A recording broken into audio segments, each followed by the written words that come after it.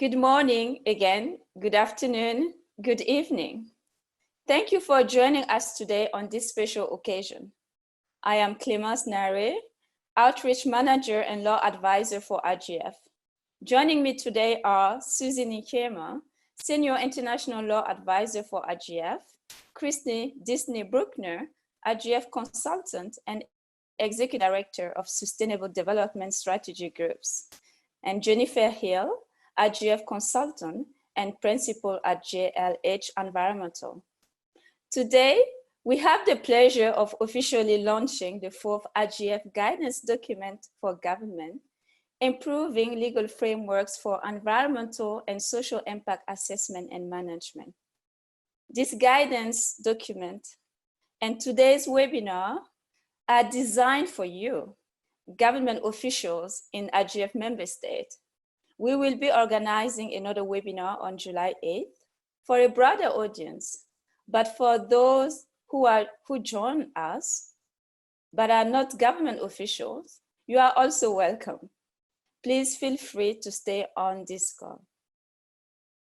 As government officials and professionals in the mining sector, we are well aware that mining projects have the potential to create environmental and social harm when not properly managed. However, mining projects also have the propensity to generate significant social and economic benefits, particularly in remote regions where mining often takes place.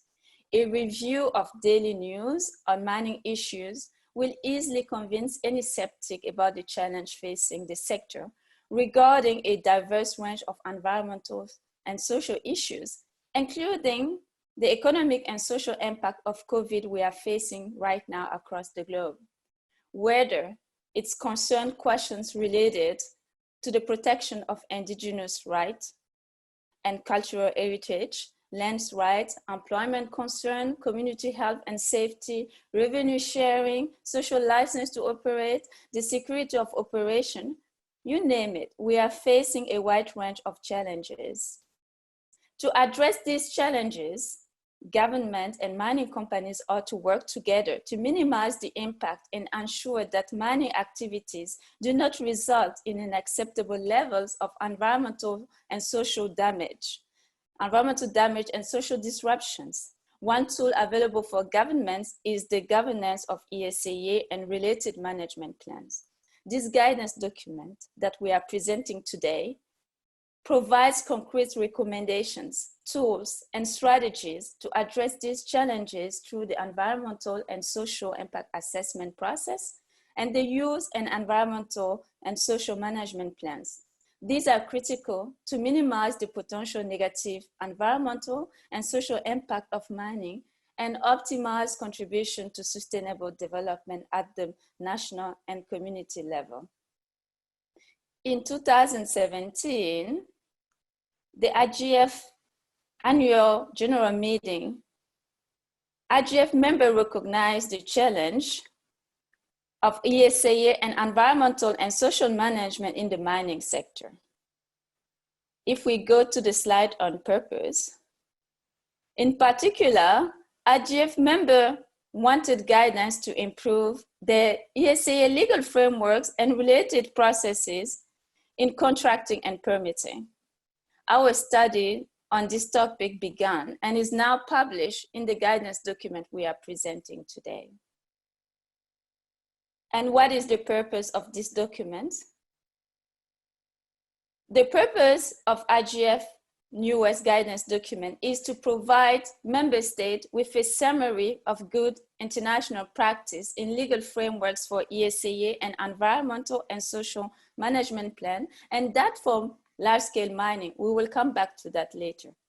While professional organizations have published technical guidance on ESEA, guidance on laws and policy framework for ESEA and related management plan are largely lacking in the literature.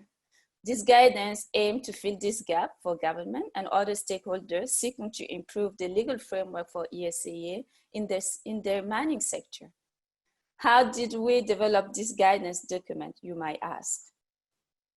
In the next slide, you will see that the guidance document is the result of an extensive engagement, surveys of IGF members, comments and input from experts, industry, and other stakeholders.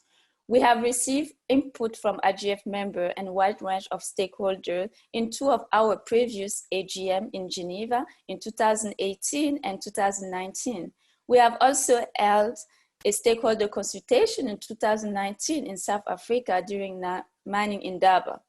We also conducted an online public consultation on a draft version between October 2019 and March 2020, but we did not stay there. The document was also reviewed, as you will see in the next slide, by a wide range of subject matter experts and organizational reviewers, which include the International Association for Impact Assessment and its francophone counterpart, the Secrétariat International Francophone pour l'Évaluation Environnementale, the Netherlands Commission for Environmental Assessment, the International Council on Mining and Metal, ICMM. We also benefited from contribution from our member states, including Natural Resources Canada and Global Affairs Canada, as well as Impact Agency Assessment of Canada.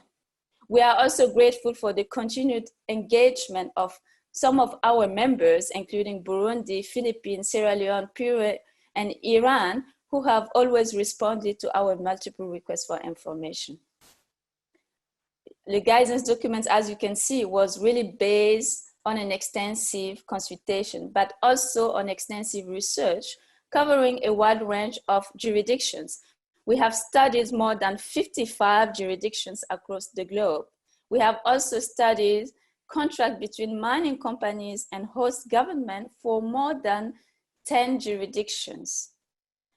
I hope this gives you a bit of background about the guidance document, and I will now invite my colleague Suzy Nkiema to give you an overview of the actual content of the guidance document. Thank you. Suzy, you have the floor. Thank you very much, Clémence, and good morning or evening, everyone from Burkina Faso in West Africa. Bonjour à toutes et à tous. Before I start presenting the overview of the document, it's useful to briefly remind the meaning of some concepts, for example, environmental and social impact assessment and management, particularly for those who are not ESIA experts. So what is an ESIA? Basically, ESIA is a tool used to assess the potential impact, environmental and social impact of a mine project with the objective to avoid, minimize, and mitigate such adverse impacts. From government perspective specifically, ESIA is a tool for deciding whether a proposed project should be approved, and if yes, defining the details of how the project will be implemented to meet sustainability goals. The process helps government to carefully consider how the proposed project will be implemented to ensure that it proceeds only in a manner that protects the environment and advance the social and economic interests of current generation and also future generation. Let me also recall the key benefit of a comprehensive legal framework on ESIA and management. While these benefits are important for all stakeholders, government, communities, companies, I will focus here on the benefits for governments, and I will take few of them. But you will find more information in the guidance document for all stakeholders. So, a robust legal framework provides the rule, procedures, and mechanisms to ensure government understand potential impact of a mining activity, either positive or negative, before making decision on mining permits. And this is really important. ESIA and management tools are also critical for government willing to ensure a meaningful engagement and participation of all stakeholders, as well as avoiding or reducing at least the risk of costly litigation and international arbitration that we have seen a lot in the recent years in this area. Finally, An overall benefit, if I can say that, is that it can help a government to improve its reputation for responsible environmental and social management, thus attracting responsible investment and investor in the mining sector. As I said, also, we have various benefits for communities, for companies. And so, in fact, this is for communities. And here the benefit is that it can help them really engage in the process. And I will just pick one benefit here. For example, a good legal framework will improve communities' access to government and company decision makers, so communities' voice are heard and their concern properly took into account. We also have benefits for companies, that are many. And these benefits also, just to pick an example, and sorry for the confusion between the title here, is, for example, to provide clarity regarding companies' obligations and the role of ESIA and management in permitting processes, which is key for being able to implement the legal framework requirements, as well as managing all stakeholders' expectations. Now, I will present how this guidance document is organized, and we hope this will help you to understand how to use the document and navigate within it. I will just unpack the document and explain why each part deserves a proper look, and my colleagues, Christy Disney and Jennifer Hill and Clemence Nare, will provide more insight on selected chapters or issues. Well, as you can see here in the slide, the document is organized in 4 sections and 10 chapters, and it includes annexes. Let's now unpack section A.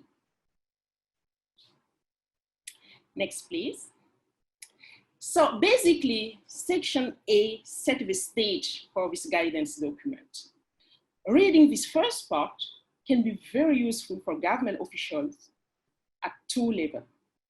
First, it provides key argument and information you can build on when you decide to lobby your decision makers on the necessity to put effort on improving your ESIA and legal frameworks. Indeed, chapter 1 provides an overview of the importance of key benefits of a comprehensive legal frameworks, which I briefly highlighted before, but it also presents current trends across 55 jurisdictions studied, as well as trends in ESA and related international disputes between government and mining companies. Secondly, the definition of key concepts provided in chapter 2. Sorry, let's say on chapter A, thank you. So in chapter 2, you will find information that can contribute to meaningful dialogue between officials from mining and environmental ministries. Indeed, chapter 2 explains several key concepts, including what is an ESIA and its key steps, what are the type of environmental and social impact management plans, what are the phases of a mine life cycle, who are the key stakeholders involved in the ESIA management processes, etc. So this section A can help officials from one ministry to better understand key concepts used by the colleagues from other ministries and vice versa. And as highlighted in this guidance document, interministerial coordination is key. Then let's move now to the second section, section B. This section provides an overview of a good legal framework for ESA and management, and it includes also 2 chapters. Chapter 3 is one of the most important chapters of this guidance, and if you decide to only read one, but we do hope you will read all the document, then make sure at least to read this chapter 3, because it identifies the main component of a comprehensive legal frameworks and therefore show you what a good framework could look like. It includes also another chapter that is useful in providing an overview of enabling factors and mechanisms of a good frameworks, we are all aware that even the perfect law or regulation is not enough if it is not associated or complemented with important factors to ensure implementation. For example, coordination mechanism, human resources, or fundings, just to take a few. What about section C? The third section, as you can see, constitutes the biggest part of this guidance document. Why? Because section C presents key government actions phase by phase and step by step. The section is organized in a way that each chapter corresponds to a specific step of ESIA and management, as well as the corresponding mine life cycle phase. Therefore, Chapter 5 focuses on screening process for the exploration phase. Chapter 6 covers ESIA review process and key steps for government through mine planning phase. Chapter 7 covers government role in monitoring, inspection, and enforcement during the construction and operation phases. And Chapter 8 describes government management of the final step of closure, relinquishment, and post-closure. All the recommendations in these chapters are clearly provided from the perspective of government in terms of requirement, action, and decision-making. Of course, these actions correspond to and go end-to-end with companies' parallel obligations and actions, and this connection is reflected in the document. Let's move on to the last section. The last section covers how to improve your legal frameworks in practice. Indeed, when you have a clear view of the content of a comprehensive legal framework, the next question will be, how can I integrate them in my legal framework and even where to start? And section D provides useful guidance in that regards. Here, for example, Chapter 9 details strategies for assessing and revising legal frameworks, and Chapter 10 provides a checklist to guide assessing and improving your legal framework. Now, before I go to the annexes, let me show you another element that should be very useful also. Next, please. Next, please.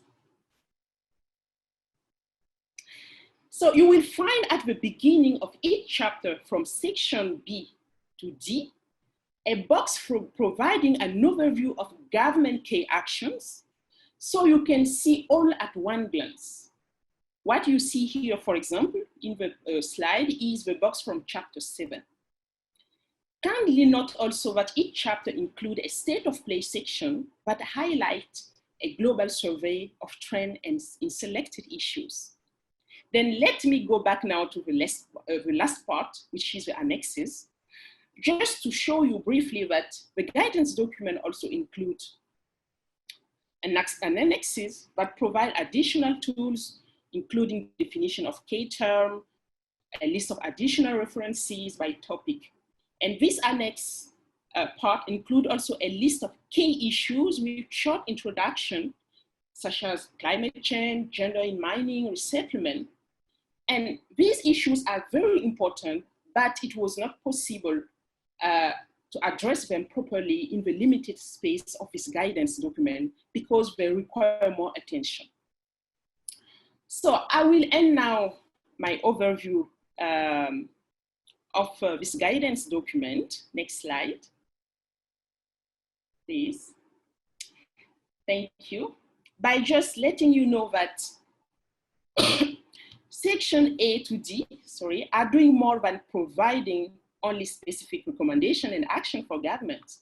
You will also see legal dispute case studies that illustrate the importance on some of the recommendation. You will find examples from specific legislation that you can use as inspiration, as well as decision trees, etc. Boxes on special discussion, tables summarizing useful information, and much more. So I really encourage you to have a look on this guidance document. And now I will stop here and pass the floor to my colleagues for a deep dive in some part of the document, starting with Christy Disney on chapter 3. Thank you. Thank you, Susie. So as Clemence noted, we have been studying over 55 jurisdictions over the course of 2 years. And we have been so pleased with all of your feedback as IGF members, with feedback from NGOs, from technical experts in the field, from companies.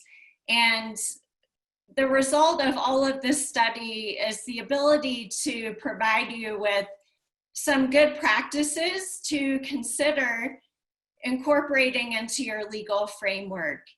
Now, we note that each one of you have different considerations in your own jurisdictions. You have unique circumstances to address, so we don't want you to see this framework as a cookie cutter approach, but as a list of good practices to consider. Would they be a good fit for your jurisdiction? Have you covered these in your own legal framework?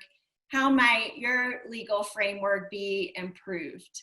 So on this slide, you see some categories, some themes that arise within a comprehensive legal framework. And we provide 20 points to consider in your legal framework. And in the next 10 minutes, I won't be able to cover all of them, but I will give you an overview and welcome you to look in the guidance documents, even in the executive summaries, which are available in English and French on the IGF websites, and consider how your legal framework aligns with these components. So we start with a commitment to sustainable development, which can be important in your legal framework to provide a vision for sustainable development, the government's commitment to environmental and social protection. And some legal frameworks in the world really stop there.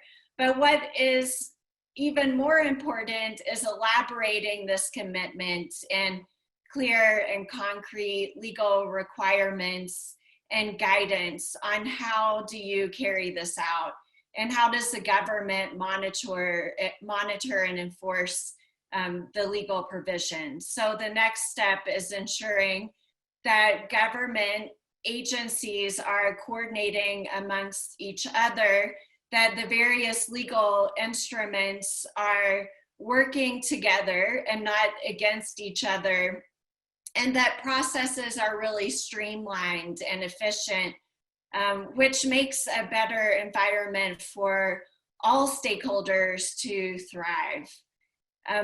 The other theme on this slide is covering all phases of the life of the mine. So environmental and social impact assessment and management is not something that just happens at the permitting phase, at the beginning of the life of the mine. So as you'll see in this guidance document, we are laying out a comprehensive framework that spans all phases of the life of the mine. It's not just a one-off box checking exercise, but it's an ongoing, proactive framework for ongoing action. On the next slides, we cover the important theme of public engagement, consultation, and transparency.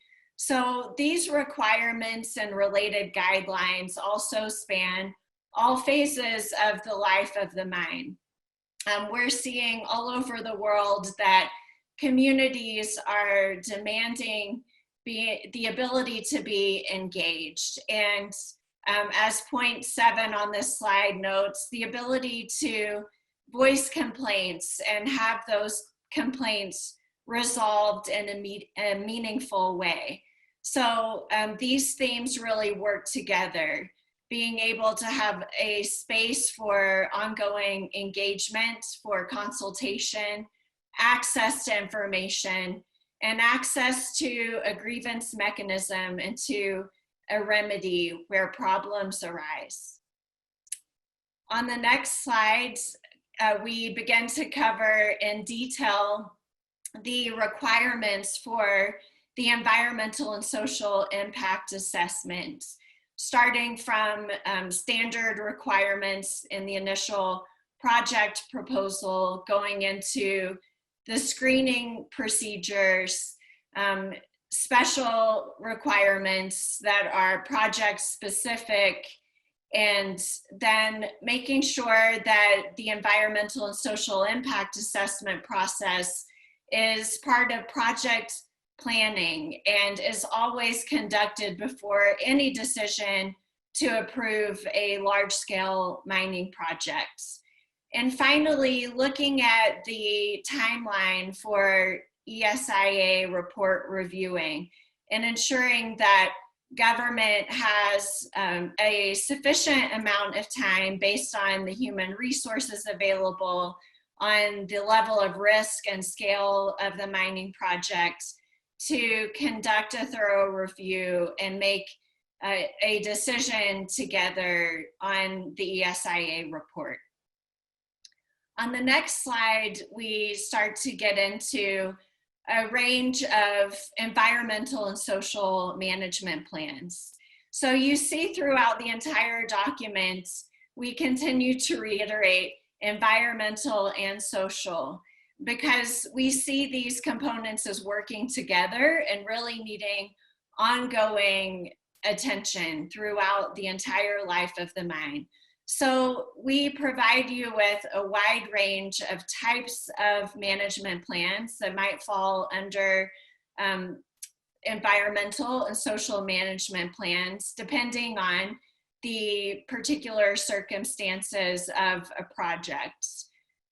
Likewise, attention to mine closure planning and related financial assurance, which is an ongoing monitoring and implementation task throughout the life of the mine, that doesn't just start when you know the mine will close, but as we're seeing in this era, we have a whole range of types of social, including health, economic factors that may lead to unexpected temporary or permanent mine closures. So we want to be prepared and have systems in place for mine closure to happen at any time, and to have the resources needed to do that in a way that is responsible and really sets up a stage for successful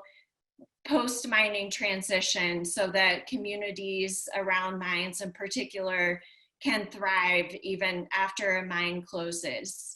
The next section talks about permits and approvals, and making sure those processes are really streamlined and aligned with your environmental and social management framework. And finally, on the last slide, we go into a great amount of detail about government roles of monitoring, inspections, and enforcement, which can be one of the most challenging parts of government action to implement environmental and social law and policy and frameworks. So we spend quite a lot of space in this document talking about how do governments work together to provide oversight, what types of sanctions for non-compliance are appropriate and really aligned with the level of risk and violation of the project, making sure that permit conditions are met before there is a renewal or an additional approval for a large-scale mine development.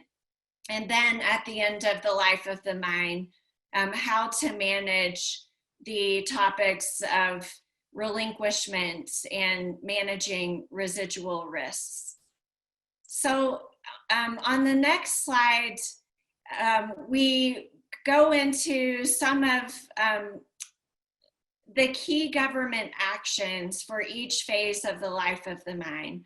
So you see in chapter 3, the layout of the legal framework, and sometimes getting your legal framework aligned with best practice is the easiest part of the process, and implementing it can be the greater challenge. So we have laid out 4 chapters that go into tips for government action throughout the entire life of the mine, to give you some tips for implementation. And I will turn the floor over to my colleague Jennifer to give some of these pointers. And we really, again, encourage you to read the document, to spend some time in these chapters, and also through the rest of this webinar to please submit any questions you have. I see a few more questions coming in, but please post your questions in that thread. Thank you. Jennifer, you have the floor. Thanks, Christy. I'm Jennifer Hill. I'm consultant to IGF, and I've got a background in ecology and environmental management, and I've worked for about 25 years on impact assessments and management planning in the mining industry. So for my section, I'm going to briefly walk you through chapters 5 through 8, which will take you through the key government actions related to environmental and social impact assessment and management plans through the life cycle of the mine, from exploration all the way through closure and post-mining transition. So again, as Christy mentioned, please put your questions for any of us in the Q&A, and we'll try and answer them as we go as well. I do see a question that wondering about a copy of where this presentation is. We'll give that to you later as well. It's being recorded, and the document links will be given later on as well to the website. So these sections are integrating the technical and the legal aspects. So taking that framework and how does it actually fit within the steps of the mining process, and how can we do that? So if we go to the next slide, it's an integration is really important. So we've tried to keep the focus on government actions, but mining is technical. It's technically complex, and so it does tend to kind of seep in. So we've got to address it, and so chapter 5 and 8 highlights where the technical expertise might be needed and where it should be sought and brought in to address the technical issues through the environmental assessment and management planning. And this section also provides you with some tips and strategies on how to bridge those technical and legal gaps. So I'm going to move on to showing you where in the mining project phases in the next slide here. So the ESIA and development of the management plans occurs not just in the planning stage of the mine, but they are also tools to be used throughout the mining life cycle. This is really chapters 5 to 8. I like them because they're kind of the colorful sections of this document.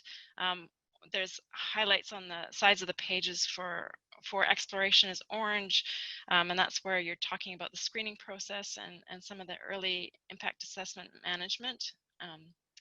And then you move into the yellow section, which is on the planning side of the mine, and that's when the ESIA process comes into play.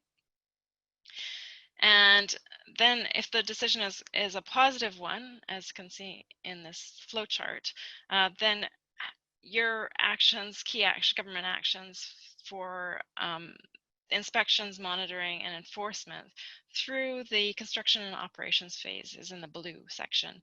And then moving on from that, there's the green section, which is ensuring the impacts are managed through to closure and post-mining transition.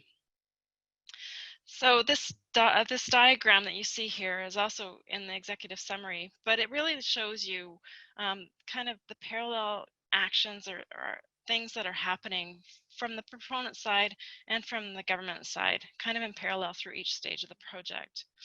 So it covers a wide breadth, but this is this kind of gives you the list of things. So governments and companies, they often find working through the ESA process can be challenging on occasion. You've probably found this as well. And part of that is just the understanding the constraints from either side. So this this diagram is meant to help you identify what each party is doing during each stage to help improve the flow through the process and work through the challenges. So this guidance is also meant to help you find best ways for your sustainable development goals to effectively gain the benefits that mining brings while avoiding and managing the potential adverse impacts of mining. So we're going to move into the orange stage, which is the exploration or screening stage. So each of the chapters, 5 through 8, has a structure where there's the overview, and the state of play is kind of what's happening in the world today in the exploration and screening stage of the projects.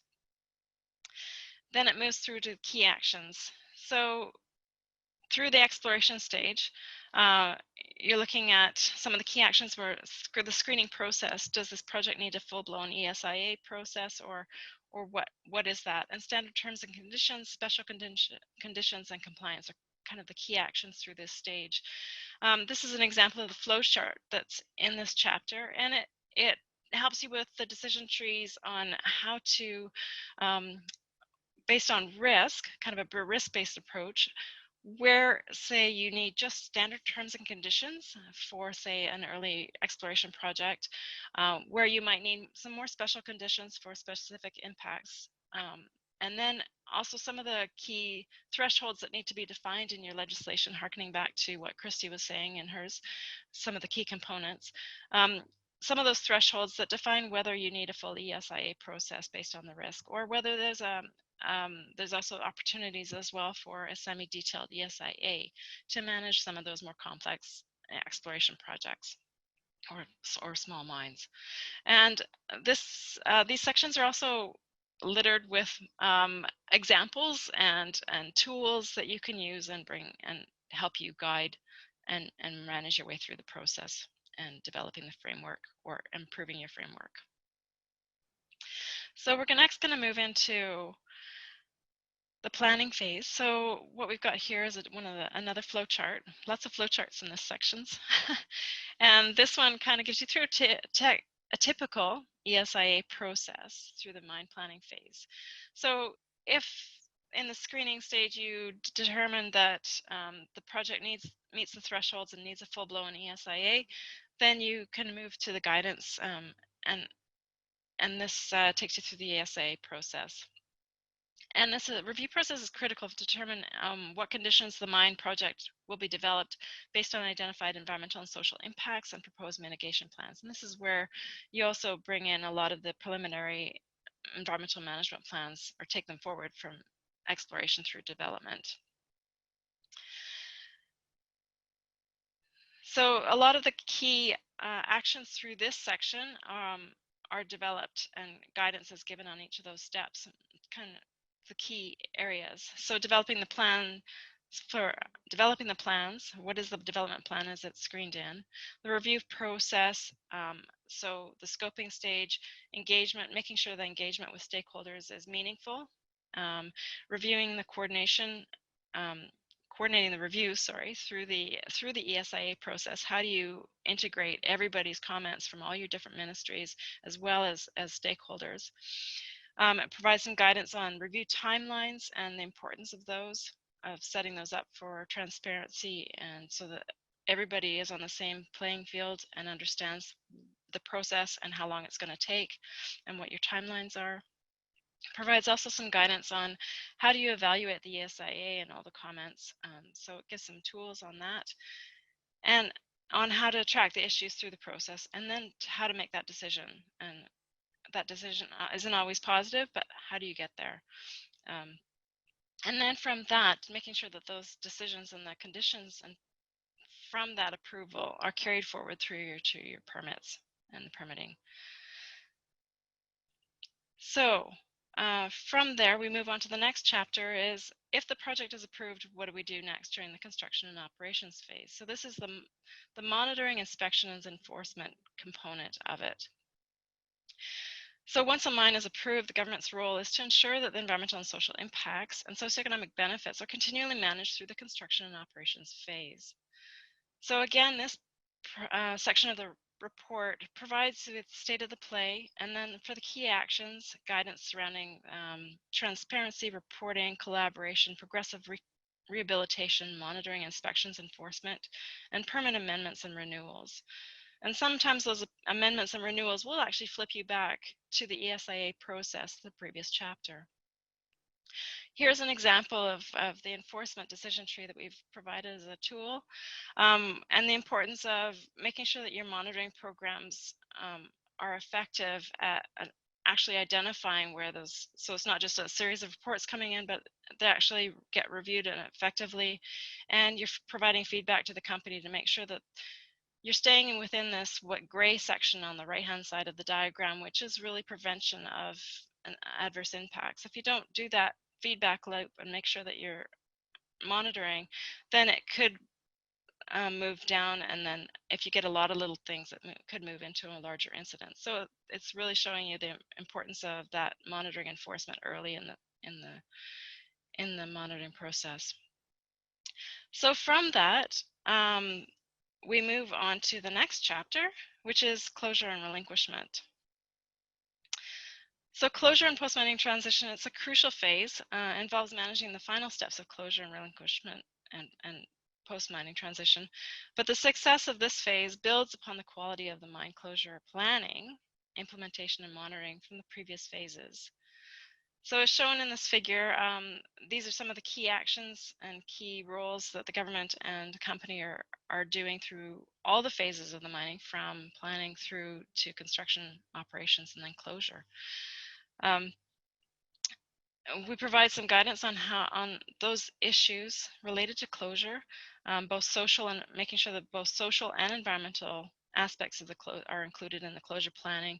There's issues and discussion around the relinquishment and how do you manage that from a governance point of view, and the importance of the final inspections as well. So this chapter also provides examples of mine closure disputes that can be avoided by effective governance and strategies for effective closure.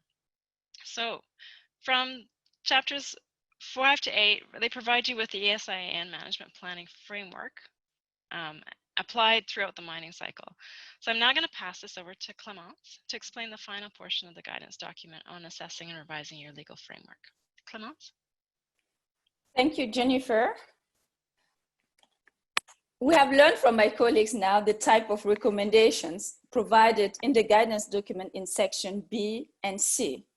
As my colleague Susie mentioned, if there's a chapter you have to read in the guidance document, it's chapter 3.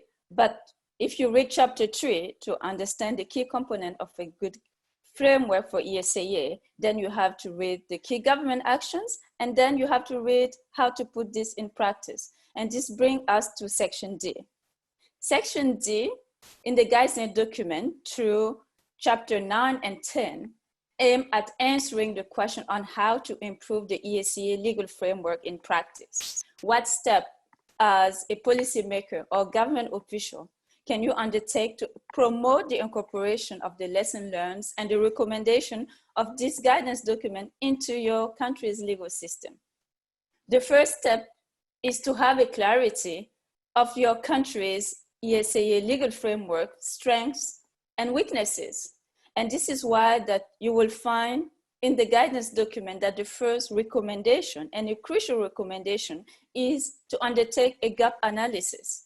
A gap analysis by comparing the good international best practices with the law in practice in your jurisdictions. This will involve your domestic law, your country use of contract, mining contracts if relevant, your country's legal international obligation through international convention, treaties, bilateral investment treaties, lesson learned from landmark case studies and international arbitration cases on mining dispute, on environmental and social issues, and so on. We have, through this research and guidance document, realized that more often in many jurisdictions, the framework legal framework for ESA and management are governed by a suite of legal frameworks on multiple levels. So it's really important that a gap analysis review all these levels. And the guidance document makes an emphasis on this. And of course, once a second step the guidance document will highlight when you identify, you establish your legal frameworks, it's benchmarking using the lesson learned, the recommendations and key government action of this guidance document and other tools and material developed by IGF and other international institutions to assess the current status of your law compared to the best practices. The result of a gap analysis is important, and the guidance document highlights it, as it can be used to inform actions because you understand your country's shortcomings and gaps, but also raise awareness at a higher political level and trigger dialogue with various stakeholders. And this brings us to the next slide.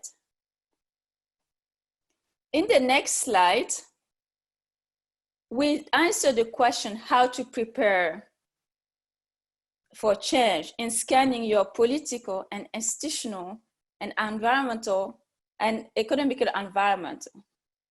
The guidance document highlights that one of the avenues is securing political support. You might say that this is easy said than done. We know that it's no secret that in the sector, it's really often difficult to promote any change without political support or will.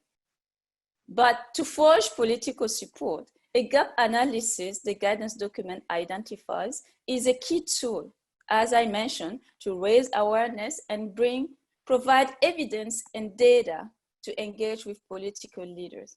And this is also important to engage with industry and try to build partnership.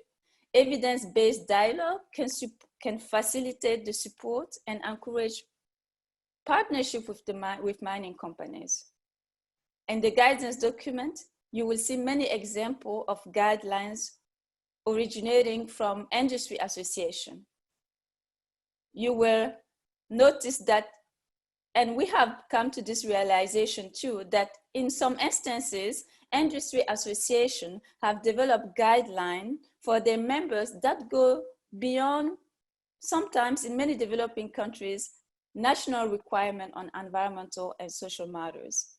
So this can be an opportunity to learn from this guideline.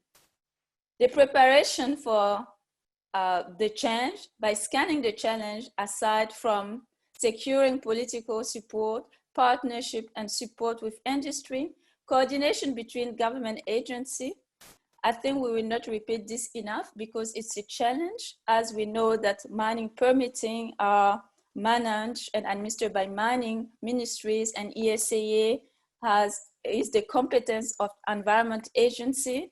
There is a difficulty of coordination in some situations. So it's really important that different government agencies come together to discuss their vision for the sector. Some of the institutions might have the ultimate goal to attract more investment, while some is the protection of the environment. It's important to align this vision, to have a discussion before undertaking any change. Dialogue with civil society and multi-stakeholder dialogue. It's really important to engage with community leaders, local communities, to understand their needs and take this into account. And of course, securing financial resources. In the next slide,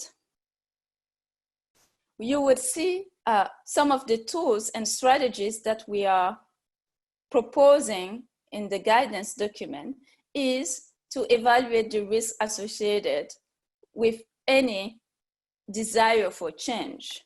Once you know your gaps, once you have scanned your environment, now it's time to identify the potential risk associated with your planned change. We know that there's major risk, but two common risks include the conflict of law and change.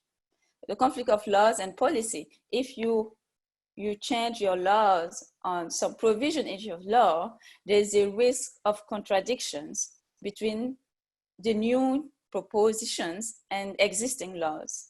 So it would be really important to clarify and resolve all conflict before implementation and enactment of provision. And this links to another potential risk. As you will see throughout the document, we have provided you with example of arbitration cases related to environmental and social disputes. And most of the arbitration arise from change in the regulatory framework. This is a risk. That's why the guidance document invites you to also scan and anticipate unintended impact of any potential change with regard to risk of litigation. We know that actions and measures taken by government or lack of actions in some situation can be challenged by mining company through legal dispute process when they believe that their rights have been infringed.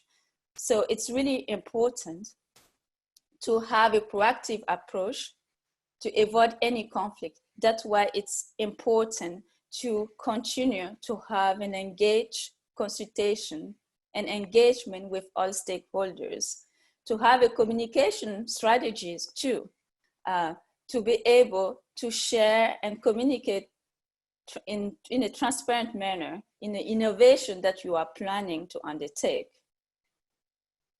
If we move to the next slide, we come now to the stage where a decision must be taken on how to materially incorporate these changes in law.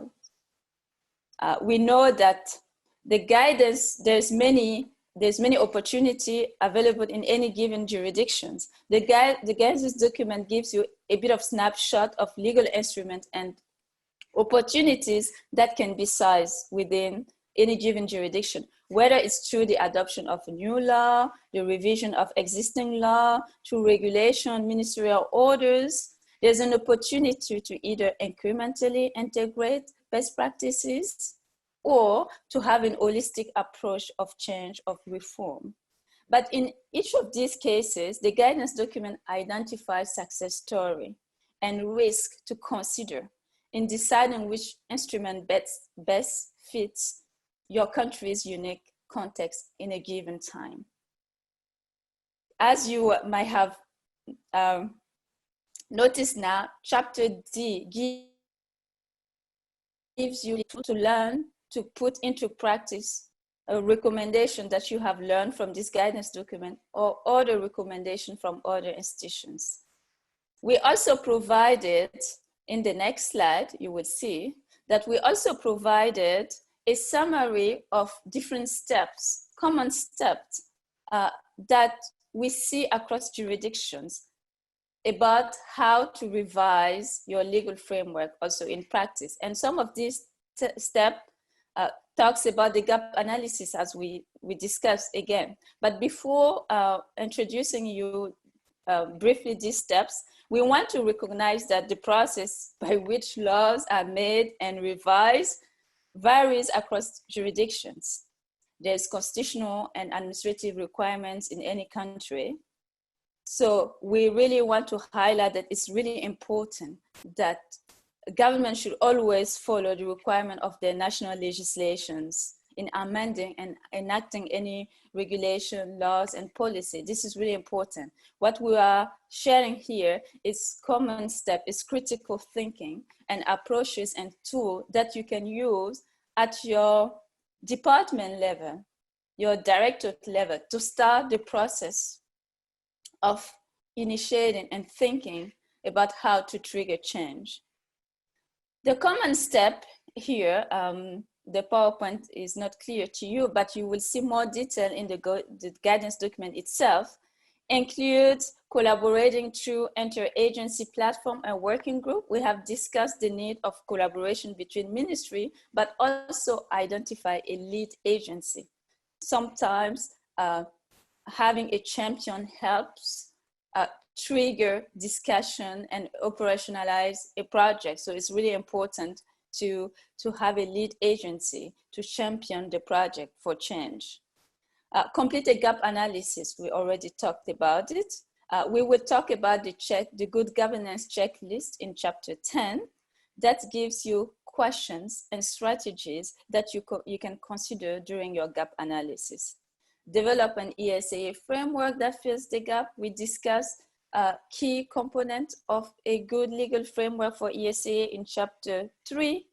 We also discuss some of the key government action at the implementation phases that can be incorporated. So these are tools that you can use at this stage.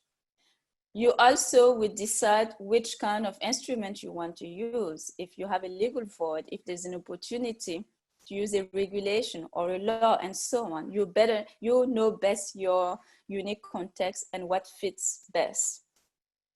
Also, of course, if we are talking about a legal review, it has to go through the procedural, the constitutional processes, through maybe enactment through the parliament.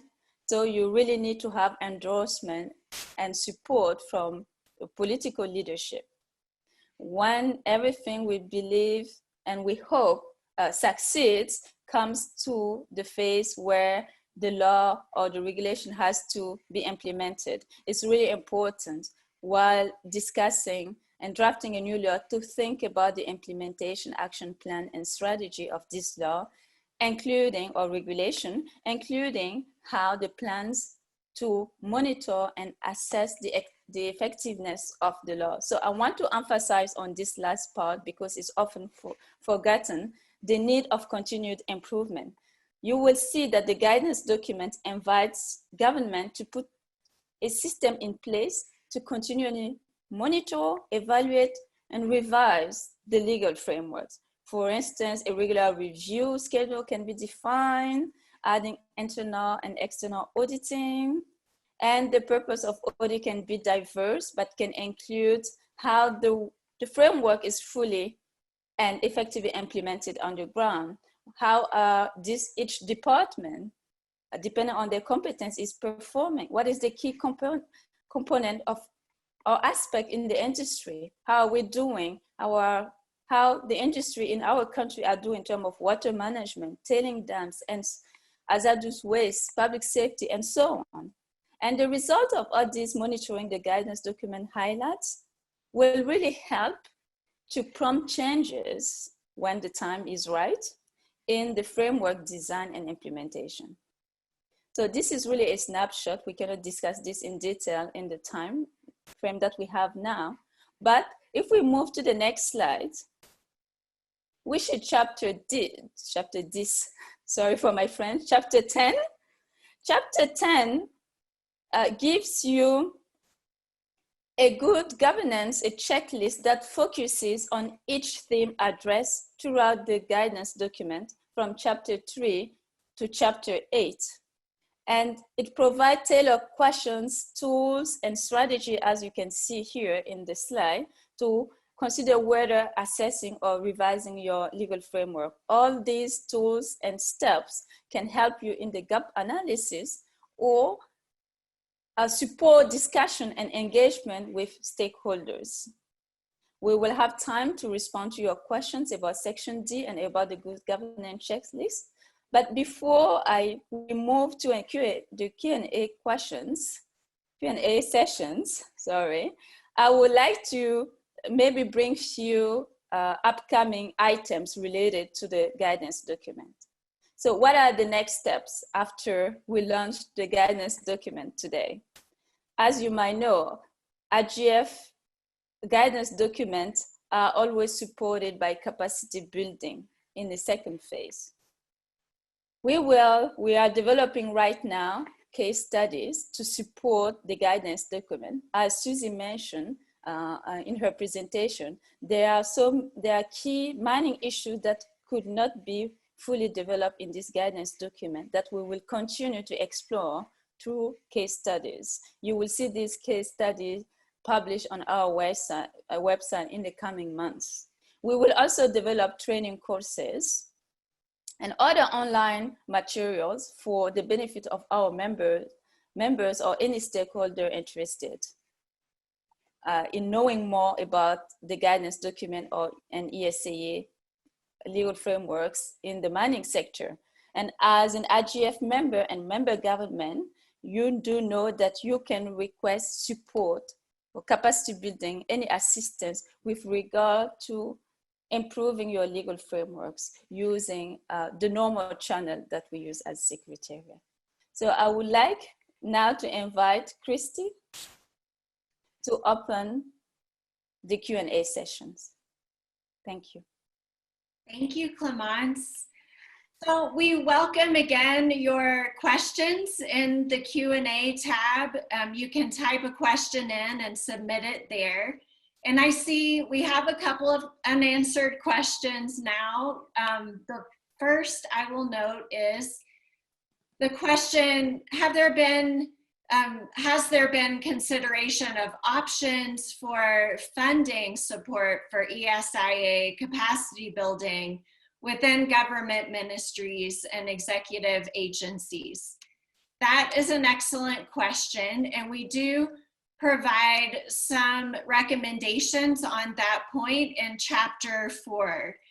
Chapter 4 covers what we call enabling mechanisms. So different functions you can have in place to lay a foundation for implementing your legal framework. So one of those in Section 7 of Chapter 4 is funding and identifying sources for assessing and improving your legal framework, including capacity building.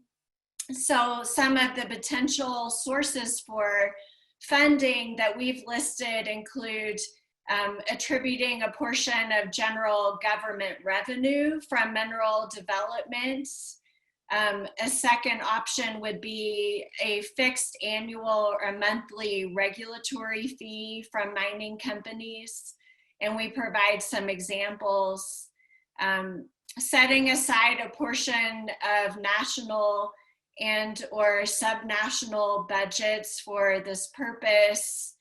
Another option would be technical and capacity building support from international organizations and aid agencies.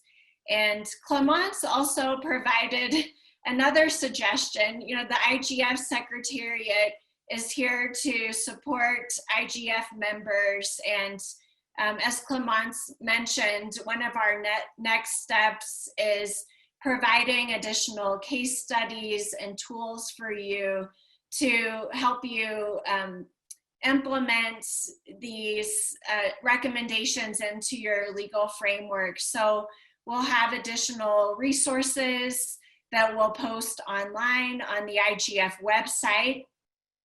A second question that is posted is, where can we find the full document? So you'll find now on the IGF website, and we'll send also to you in a follow-up email with the PowerPoint slides. You can find the full document in English as well as executive summaries in English and also in French, available now on the website. But we'd like to know from you, what additional tools and resources are helpful for you. What is it that you need from the IGF Secretariats? But you will get copies. The document you can access right now online, and the executive summaries. But what other questions do you have? So we have another question saying, is it recommended for a jurisdiction to adopt a mineral code consisting of a detailed substances? So I'm not sure exactly the meaning of this question, of what detailed substances mean. So maybe if you want to provide a little bit more information. But here, I would instruct the individual making this question to look at chapters 9 and 10.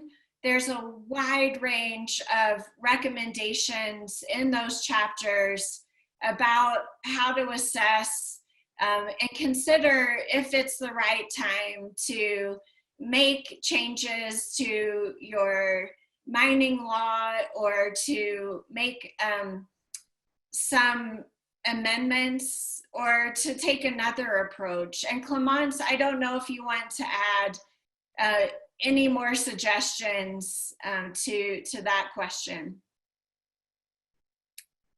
Is it recommended for a jurisdiction to adopt a mineral code consisting of detailed substances, but I think of detailed requirements? Thank you, Christy. As you mentioned, I'm not sure about the question as well, but as you rightly point out, Section D, and especially Chapter 9, has many tools and strategies for government to assess which legal instruments would be the best fit for their unique circumstance and the timing that they are right now. There's a lot of opportunities, as we said.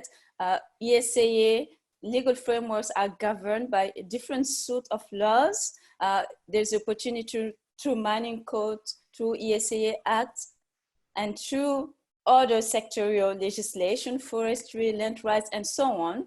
But the bottom line is the coordination and consistency across all these legislation and legal instruments. So it's really important to emphasize on this aspect, regardless which instrument you decide to promote in incorporating the ESEA legal framework and change. Is really important that it's coordinated and consistent across the board to avoid confusion and litigation as well. Thank you. Great. Another question is, in assessing a individual mine site, what do you do in that assessment if your current legislation doesn't meet up with international standards?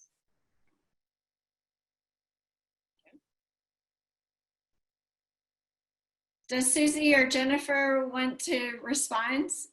And I can provide some thoughts as well. Sure, I can maybe start and then please feel free to complement. So I think what your question also raises as important issue is sometimes national legal frameworks do not meet international standards, but can be higher. And here you have also to take into account that mining companies themselves, when they decide to invest in the country, sometimes have to follow their own some best practices as required by their own state or by the lenders that provide them the funding to undertake the project. So this is something you have to take into account. And of course, it's important in the legal framework to allow for the possibility, of course, to go far from what is actually in the legal framework if you can do better.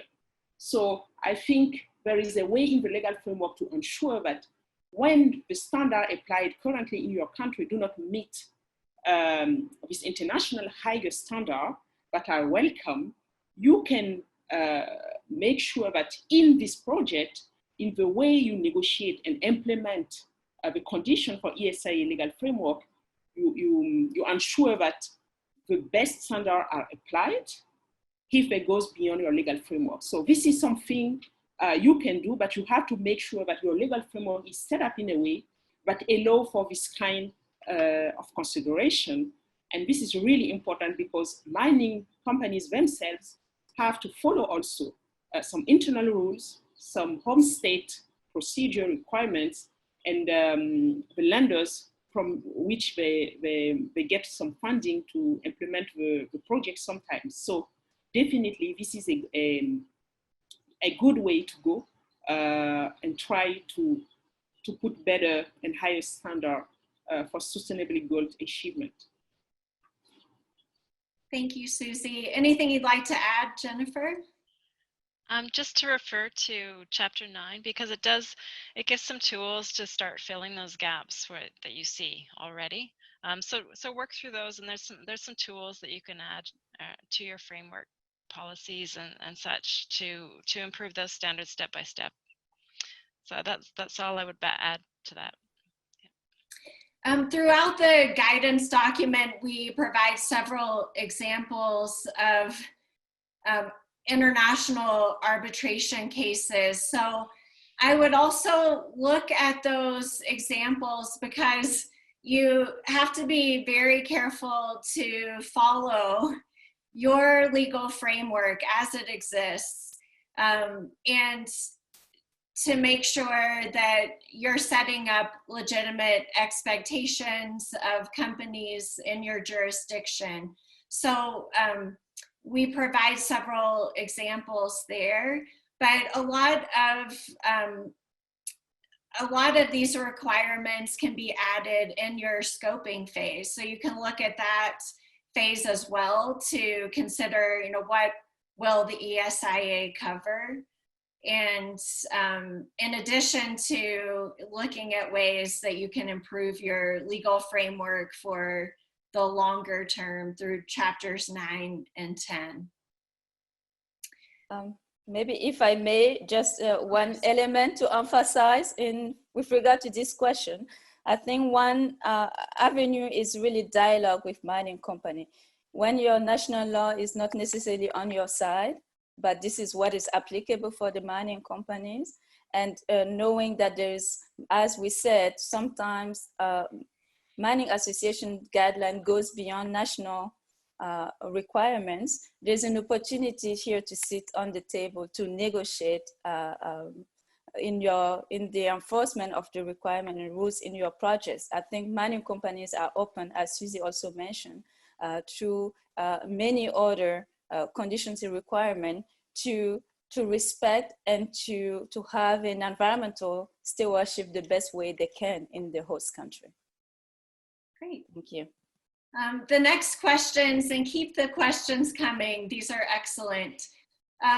What were the findings about how to fund the EIA, and we call it ESIA because we want to make sure to include that social component, but what do we recommend about funding the ESIA? Who should conduct the ESIA? Should it be a consultant, an independent third party? How do governments assure quality control of the assessment? Does anyone want to take that question or have recommendations? Sure, I could do that. So I don't think there's one size fits all. I think all methods, whether it's funded by the company or whether it's an independent ESIA funded by the government or coordinated by the government, funded by the company, I think all of those methods work. I don't think there's necessarily good practice. One thing that you should consider if it's a company run ESIA is that you've got the professionals under most professional associations. There's a requirement for independence and non-biased opinion, and so you can also look to your legal framework and what your requirements are for professionals and professional status, and in identifying those, what your options are in that. I don't know if anybody has anything to add to that. Yes, if I may, Christy, here, I think this is an excellent question because this was exactly one of related to one shortcoming we have found in several legal frameworks. And in fact, it raises two questions. First, it is the responsibility of the mining company to conduct the ESIA process. So the mining company is funding the process, and it's up to the mining company to hire a consultant or a professional, as Jennifer just said, to conduct this process. But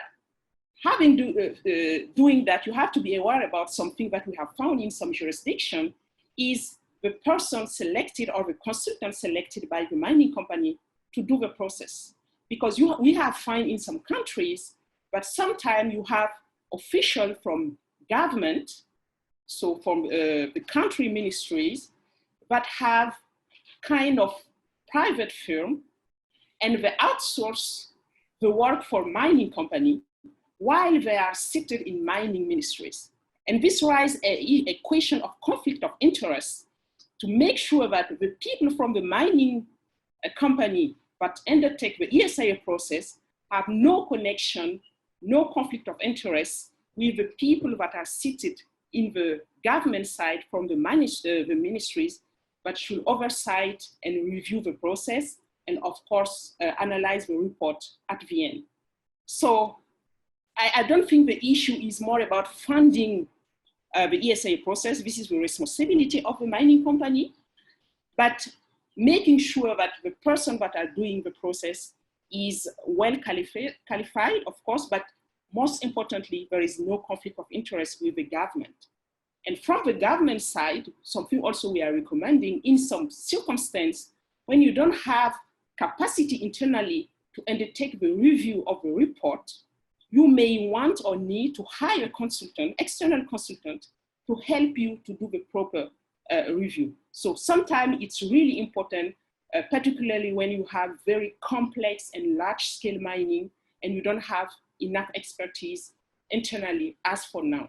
And again, when selecting this consultant, you have to be very careful about who you select, the issue of conflict and interest, etc. So this is what I want to add in this issue. Thank you. Thank you, Susie. And we have an example posted here that in Jamaica, the terms of reference have to be approved by the government environmental agency with input from the mining ministry, but the company funds the ESIA, which is completed by a consultant. So thank you for that example. That's helpful. Another question is that there are a lot of environmental concerns, and I imagine social concerns as well, related to artisanal and small scale mining in countries across Africa. Do we have plans to develop similar guidance for the ASM sector? So here, for the person asking this question, I would refer you to the entire guidance document on this topic. So the IGF Secretariat's prior guidance document was on this complex topic of artisanal and small scale mining. So you can find that guidance on the IGF website as well. We have a couple more questions about how to access the guidance document. So you can find that link in the Q&A answer thread. And again, we will circulate a link to the guidance document and executive summaries and a follow-up email to this webinar. So thank you for asking that. Another question, does high standards of environmental and social impact assessments impede mining investments from the mining company?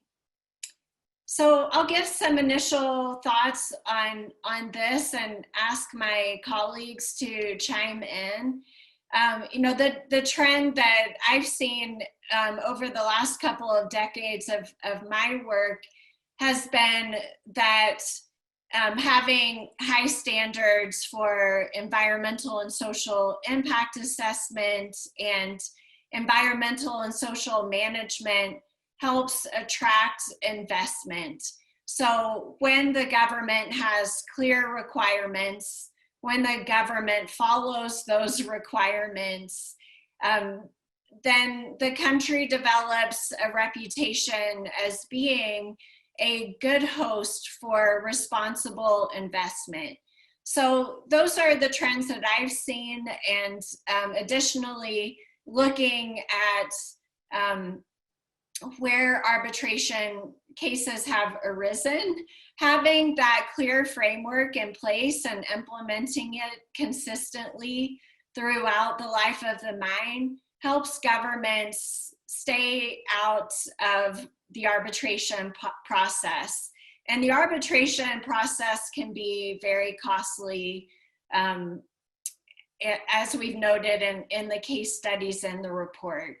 But does anyone else on the panel want to comment on this question regarding do having high standards for environmental and social management impede mining investments? I just wanted to add a short comment. We can think about the opposite. Not having higher standard has risk. We have risk of social unrest possible because we emphasize on the social part, and we have seen some unrest throughout many jurisdictions that host mining companies. We have risk of environmental damages if we talk about closure and requirement. We have example of abandoned mine in many jurisdictions in the past. So there's a risk associated to not having a higher standards. Makes the question important that there is the only avenue, and including what Chrissy just said, is to be predictable and transparent in the way ESEA process is managed and administered in the jurisdiction to avoid any inconsistency and arbitrariness. Thank you. Great.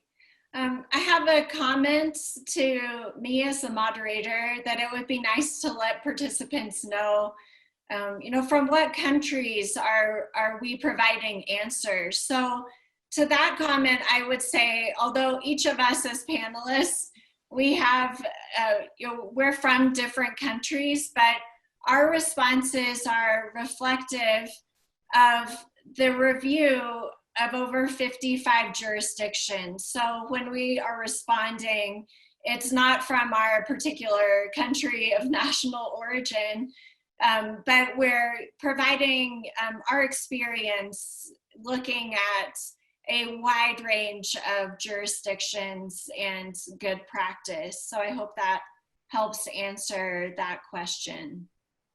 Christy? Yes. If you allow me, maybe also part of the question is, we can ask the question in a different way to have participants also let us know from which country they are and when they ask their questions. So maybe it can help also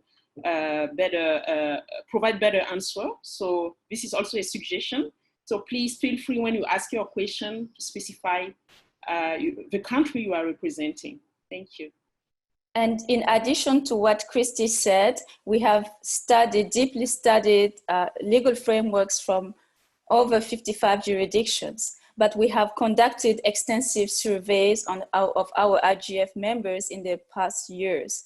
At our IGF AGM in Geneva every year, we host and welcome more than 80 governments, and we have included surveys and particular questions on ESEA framework dedicated to this, the participant and government, and we have collected the result of this survey and also incorporated it in our study for this guidance document.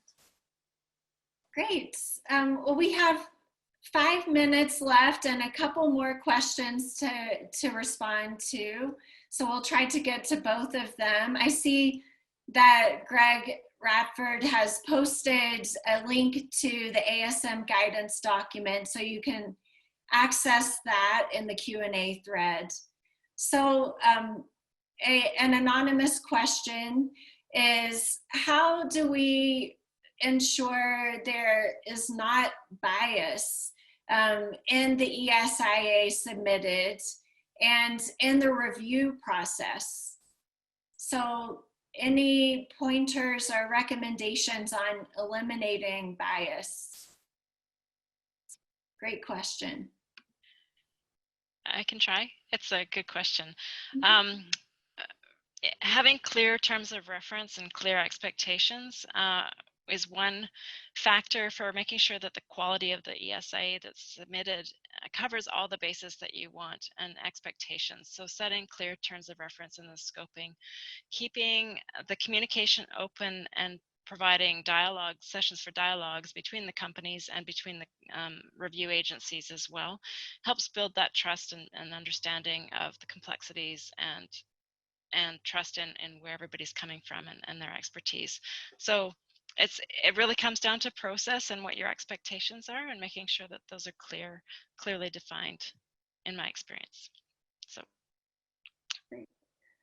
We have several questions coming in now, so we may not get to all of them, but we do have, a second webinar that Clemence will announce again at the closing of this. But one more question I will ask is another excellent question. What do we advise governments to do when a new type of equipment or facility or technology is introduced? Should we have a new environmental and social impact assessment, or should we update the existing ESIA?